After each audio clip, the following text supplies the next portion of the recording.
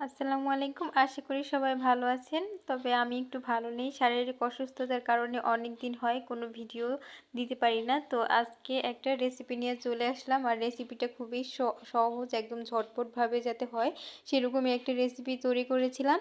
তো আমি এখানে আলুর কচুরি বা আলুর পুরি যেটাই বলেন সেটা তৈরি করেছিলাম। তো খেতে কিন্তু অনেক বেশি মজার হয়েছিল। আর যারা ঝটপট নাস্তা তৈরি করতে চান আজকের রেসিপিটা তাদের জন্য। তো আমি এখানে 1.5 কাপ নিয়ে নেব আটা। আপনারা চাইলে এখানে ময়দাও কিন্তু নিতে পারেন। স্বাদমতো লবণ, 1 চা চামচ দিয়ে দিলাম চিনি, আর 2 টেবিল চামচ দিয়ে দিলাম রান্নার রেগুলার তেল। এটাকে দিয়ে খুব ভালোভাবে মিশিয়ে নিতে হবে।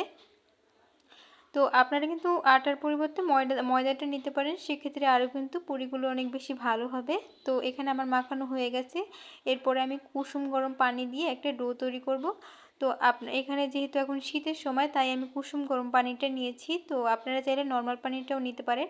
আর আমার ডোটা একটু শক্ত হয়ে গেছিলো, আপনাদেরকে বলবো যে ডোটা আরও একটু নরম করে তৈরি করার জন্য। তো ডোটার উপরে আমি কিছুটা একটু তেল দিয়ে তারপরে আমি ঢেকে রেখে দিচ্ছি যাতে করে উপরটা ড্রাই না হয়ে যায়। তো এদিকে আমি 2টা সিদ্ধ আলু নিয়েছি। আর আলুটাকে কিন্তু অবশ্যই গরম থাকা অবস্থায় ম্যাশ করতে হবে।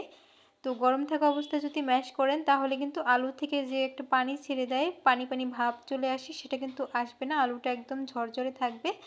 আর অনেকক্ষণ ধরে কিন্তু এটা এরকমই থাকবে। তো এখানে আলুটাকে আমি ম্যাশ করে নিয়েছি। এবার এক সাইডে সরিয়ে রাখলাম। আর এখানে দিয়ে দিলাম 2 টেবিল চামচ পেঁয়াজ বেরেস্তা।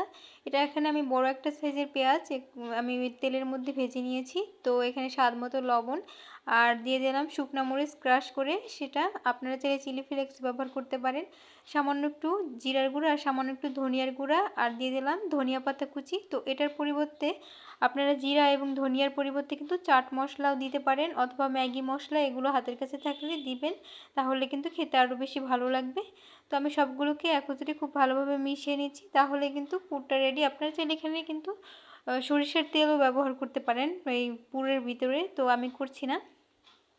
এদিকে ডোটাও সফট হয়ে গেছে। ডোটা থেকে আমি যে কয়টা পুরি বানাবো সেই কয়টা লেচি কেটে নিলাম। এবারে একটা লেচিকে নিয়ে হাত দিয়ে ঘুরিয়ে ঘুরিয়ে এভাবে আমি গোল করে নিচ্ছি আর চ্যাপ্টা করে নিচ্ছি। তো আমি সাইডের অংশগুলোকে কিন্তু চ্যাপ্টা করলাম আর ভিতরের অংশটাকে কিন্তু মোটা রেখেছি। এরপরে আমি কিছুটা পুর এখানে দিয়ে দিলাম আর এভাবে করে খুব ভালোভাবে এটাকে চেপে লাগিয়ে দিতে হবে, কারণ এটা কিন্তু তেলের মধ্যে দিলে যখন এটা ফুলে উঠবে তখন কিন্তু এটা ফেটে যাওয়ার সম্ভাবনা থাকবে। তাই অবশ্যই খুব ভালোভাবে চেপে চেপে লাগিয়ে দিতে হবে। তো আমি হাত দিয়ে চেপে চেপে আজকের পুরিগুলোকে তৈরি করে নিব, কোনো প্রকার বেলাবেলির ঝামেলা ছাড়া। আপনারা চাইলে একটু বেলে নিতে পারেন। তো এদিকে আমি বেশ কিছুটা তেল গরম করে নিয়েছি। তো এখন আমি পুরিগুলোকে দিয়ে দিচ্ছি। আর একসাথে আমি খুব বেশি দিব না, আমি 3টা পুরি দিয়ে দিলাম, কারণ খুব বেশি দিলে এগুলো ফুলতে চাইবে না। তো আপনারা এভাবে অল্প তেলে, আর চুলার আঁচ কিন্তু বাড়ানো যাবে না।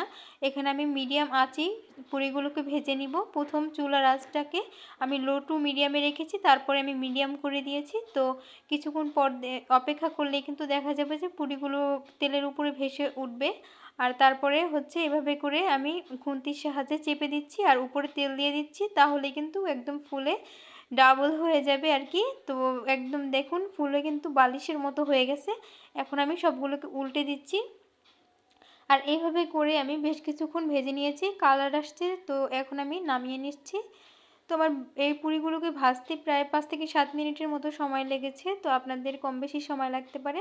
আর এই যে দেখুন একদম কিন্তু এটা অনেকক্ষণ ধরে এরকম ক্রিস্পি থাকবে এই পুরিটা। তো আশা করি ভিডিওটা ভালো লাগছে। প্লিজ ভিডিওটা ভালো লাগলে ভিডিওতে একটা লাইক করে চ্যানেলটি সাবস্ক্রাইব করে রাখবেন।